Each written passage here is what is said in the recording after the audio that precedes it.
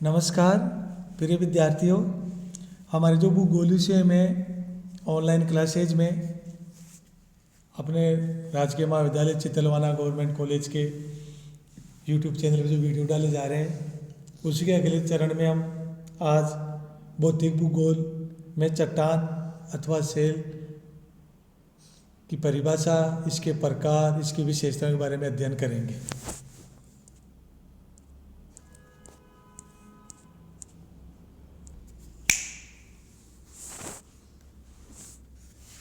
चट्टान या क्रस्ट के बारे में आज हम अध्ययन कर रहे हैं। जो पृथ्वी का सबसे ऊपरी जो बाहरी ठोस भूभाग है उसको हम भूपटल कहते हैं, और ये भूपटल समस्त प्राणी वर्ग के जीवन का आधार है। मानव जीवन, मानव के विभिन्न प्रकार के व्यवसाय, परिवहन मार्ग, विविध प्रकार की फसलों का उत्पादन, औद्योगिक इकाइयों की स्थापना, सभी प्रकार के कार्य के लिए जो पृथ्वी का ऊपरी धरातलीय भूभाग या क्रस्ट कहते हैं, ये बहुत महत्वपूर्ण है। ये जो ऊपरी स्थल मंडल भी कहते हैं इसको, ये कई प्रकार के तत्वों, खनिजों से बना हुआ है। इसे हम स्थल मंडल या रॉक स्फीयर भी कहते हैं। चट्टान कई पदार्थों से मिलकर बनती है। इसमें जल, बर्फ, मिट्टी, खनिज, धात्विक और अधात्विक कई प्रकार के तत्व पाए जाते हैं।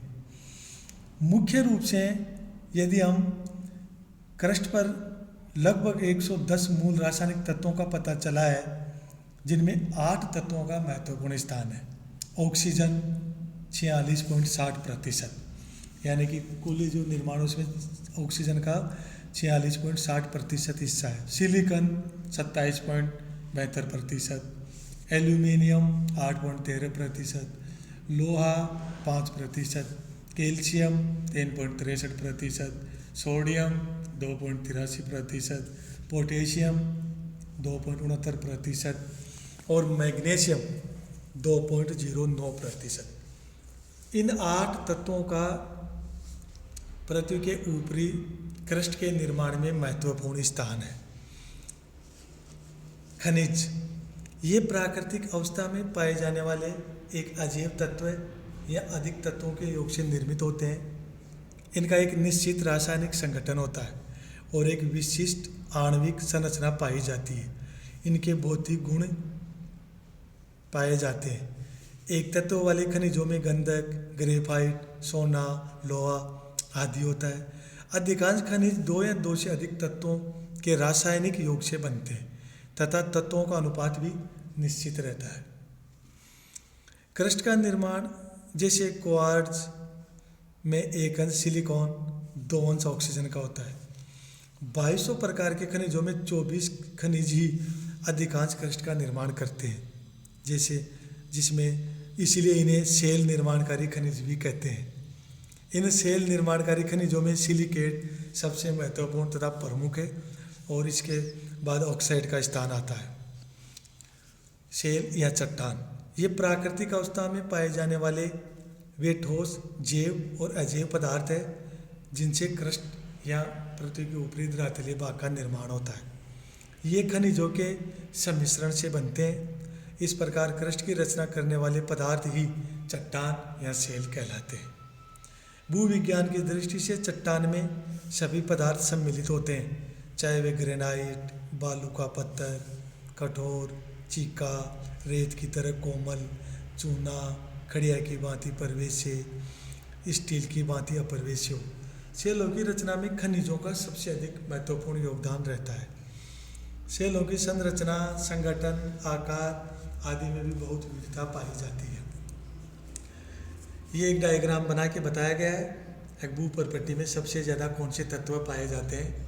ये भूपरपट्टी में सबसे ज़्यादा जो अभी मैंने आपको बताया 8 तत्व, ऑक्सीजन, सिलिकॉन, एल्यूमिनियम, लोहा, कैल्शियम, सोडियम, पोटेशियम, मैग्नीशियम, सर्वाधिक भाग ऑक्सीजन का होता है। सेलों के मुख्य प्रकार, चट्टान या सेल 3 प्रकार की होती है: आग्नेय सेल, अवसादी सेल और कायांतरित सेल। प्रथम है आग्नेय सेल। आग्नेय सेल जो का इंग्लिश जो शब्द है वो इग्निस है, और इग्निस से तात्पर्य होता है आग।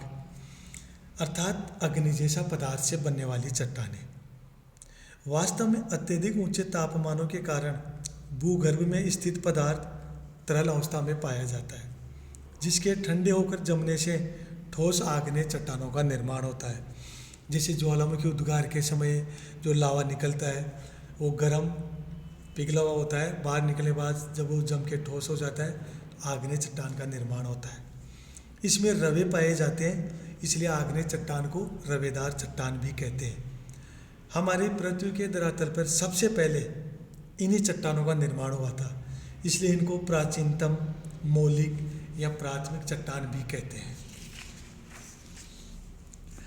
ये सारणी के द्वारा चट्टान में बनाने वाले प्रमुख खनिज समझाए गए हैं, कौन कौन से खनिज ज़्यादा इम्पोर्टेंट है, किस किस में किसका उपयोग किया जाता है। आग्नेय चट्टान की कुछ मुख्य विशेषताएं होती है जो इसको अन्य चट्टानों से अलग करती है। जैसे आग्नेय चट्टान में रवे पाए जाते हैं, क्योंकि ये द्रवित पदार्थ के धीरे धीरे ठंडा होने से बनती है, जिसके कारण इसमें छोटे छोटे रवे या कण बन जाते हैं। ये स्तरीय सेल होती है, इसमें परतें नहीं पाई जाती है, क्योंकि जैसे उद्गार होता है वो एक साथ ठंडा होता है। ये असरंध्री होती है, अर्थात इसमें छिद्र नहीं पाए जाते हैं, जिससे जल इसमें आसानी से प्रवेश नहीं कर पाता है। ये चट्टानें अत्यधिक कठोर, सघन तथा विशाल होती है। इनका अपर्दन अत्यधिक कठिनाई से होता है, क्योंकि इसमें न तो रंध्र पाए जाते हैं और ये कठोर होती है, जिसके कारण इनके अपर्दन में बहुत अधिक समय लगता है। इन चट्टानों में जीवाश्म नहीं पाए जाते हैं, जीवों के अवशेष, जिसको हम जीवाश्म कहते हैं, क्योंकि गर्म पदार्थ के ठंडा होने से बनती है, तो उस गर्म पदार्थ में अगर कोई जीवों के अवशेष है तो वो भी जलकर नष्ट हो जाते हैं।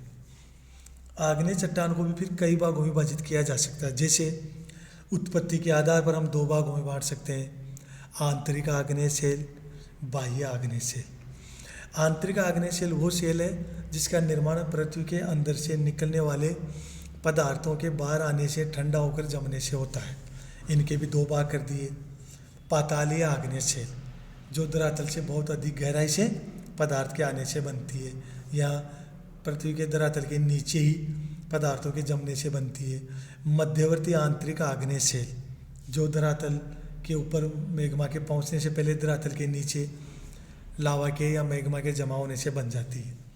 दूसरी बाह्य आग्नेय सेल, जो विस्फोट द्वारा निर्मित या शांत उद्गार द्वारा निर्मित। आंतरिक आग्नेय सेल, जिसको हमने अभी दो भागों में विभाजित किया है, पातालीय आग्नेय सेल और मध्यवर्ती आग्नेय सेल। पातालीय आग्नेय सेल जो अत्यधिक गहराई में उच्च तापमान के कारण मैग्मा के ठंडे व ठोस होने से निर्मित होती है, और ये अधिक गहराई पर स्थित होती है, जिसके कारण इनको पातालीय आग्नेय सेल कहते हैं। मध्यवर्ती आग्नेय सेल, जिसको अधिवितलीय आग्नेय सेल भी कह सकते हैं, ये पाताल या बाहरी धरातल के मध्य स्थित होने के कारण को मध्यवर्ती कहलाती है। इसमें कई रूप हैं, जैसे बैथोलिथ, लेकोलिथ, फैकोलिथ, लोपोलिथ, सिल्वसिट, डाइक, सिडार, बॉस, स्टाक। ये कई प्रकार की चट्टानें होती है जो अपने निर्माण के समय अलग अलग रूप के कारण इनका अलग अलग नाम पाया जाता है। जैसे बैथोलिथ है, ये लंबे गहरे असमान उभरे आग्नेय सेल के आकार है तथा गोमदाकार होते हैं। लेकोलिथ है, जो लावानिर्मित विशाल उत्तल अनोत्तर डाल युक्त है। फैकोलिथ है, ये अपनति और अभिनति के रूप में पाई जाती है। लोपोलिथ का अलग रूप होता है। बाह्य आग्नेय सेल, ये तरल व तप्त लावा पदार्थ धरातल के ऊपर आकर जमकर ठोस चट्टान का निर्माण करता है, तो उसे बाह्य आग्नेय सेल कहते हैं। इसका निर्माण दो प्रकार से होता है।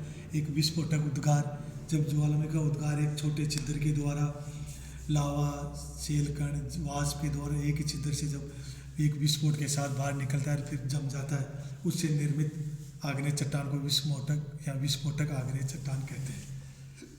दूसरी है शांत उद्गार से निर्मित आग्नेय चट्टान, जहाँ पर लावा का उद्गार एक लंबी दरार में हल्के और शांति से विस्फोट के से नहीं केवल शांति से होता है, जिसके बारे में एक चादरनुमा परत का निर्माण हो जाता है और उसके जमने से आग्नेय चट्टान का निर्माण हो जाता है। इसके अलावा इसको पदार्थों के आधार पर विभाजित किया जाता है, जैसे अम्लीय आग्नेय सेल और बेसिक आग्नेय सेल। अम्लीय आग्नेय शेल जिसमें सिलिका की मात्रा 80% से अधिक पाई जाती है। बेसिक आग्नेय शेल जिसमें सिलिकॉन की मात्रा 40% से कम पाई जाती है।